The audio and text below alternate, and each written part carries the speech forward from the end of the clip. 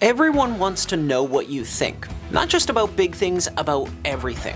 What you believe, what and who you support, what you're against, what you're okay with, what you're not okay with. Silence doesn't really exist anymore. It gets interpreted. If you don't respond, people assume you're hiding. If you don't comment, they assume you're complicit. If you say, "I don't know," it sounds suspicious. Somehow, not having an opinion has become an opinion. And not choosing a side feels like choosing the wrong one. This video is sponsored by Tonal, more on them later. This didn't happen all at once. There was no meeting where we all agreed from now on, everyone needs a take. It just crept in. Little by little, everything turned into a test. Not a conversation, not a curiosity, a test. Who you vote for, what you drive, what you eat, where you shop, which brand of phone you use, which way you put the toilet paper on the holder, over or under. Everything signals something. Everything means something. Everything says something about you. And if it doesn't, people are happy to fill in the blanks for you.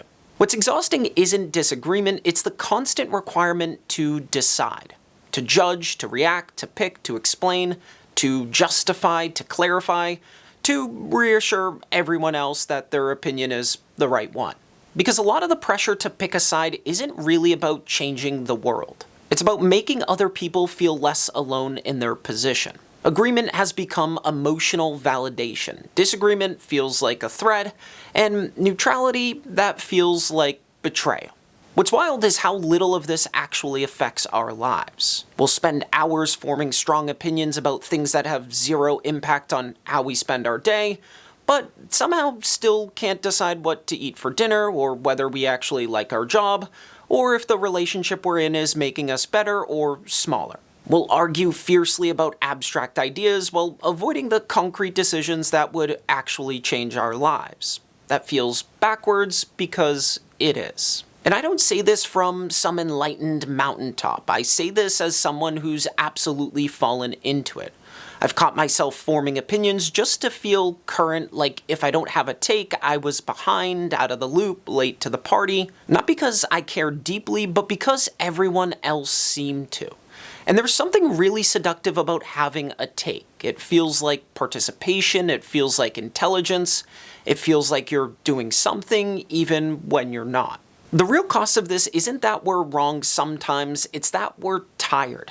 Forming opinions takes energy, defending them takes more, carrying them around takes even more, and when you're expected to have one about everything, your mental energy gets spread thin. Your sensitivity drops, your curiosity shrinks, your capacity to care deeply about anything starts to fade, not because you don't care, but because you've been caring indiscriminately.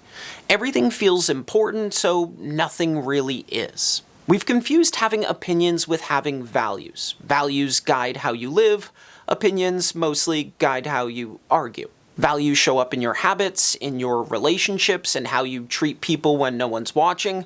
Opinions show up in the comment section and group chats and conversations that end with everyone more certain and no one changed. One requires commitment, the other just requires a reaction. And look, reacting is easy. It's fast, it feels productive.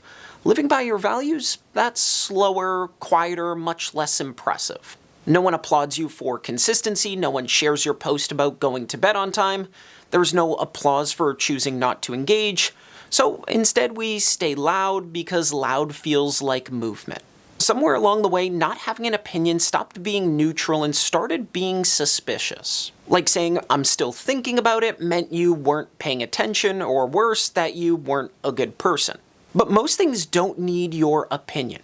They need your discernment. And those are very different muscles. Speaking of muscles, one place I've stopped having opinions is my workouts. Because after a full day of deciding what I think about everything, the last thing I want is to also decide what exercise to do, what weight to use, or whether my form looks right. That's where Tonal comes in. Tonal is the ultimate strength training system that gives you a full gym and the guidance of a personal trainer right at home in one sleek system. After a quick assessment, it sets the optimal weight for every move and automatically adjusts in 1 pound increments as you get stronger. It also gives real-time coaching cues so you're not second-guessing your form or discovering a new pain 2 days later. And with expert-led workouts ranging from strength to aero hit to yoga and mobility, you can focus on doing the work instead of debating it. Right now, Tonal is offering our listeners $200 off your Tonal purchase with promo code MOTIVATED. That's Tonal.com and use promo code MOTIVATED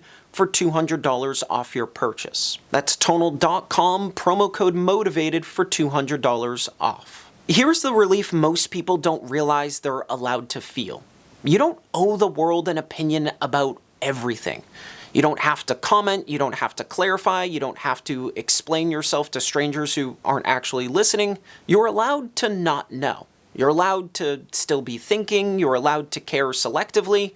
In fact, you probably should. A lot of the calm we're looking for doesn't come from better answers, it comes from fewer demands. From deciding intentionally where your energy goes. From asking, does this actually touch my life? Does this change how I live? Does this deserve my attention or just my reaction?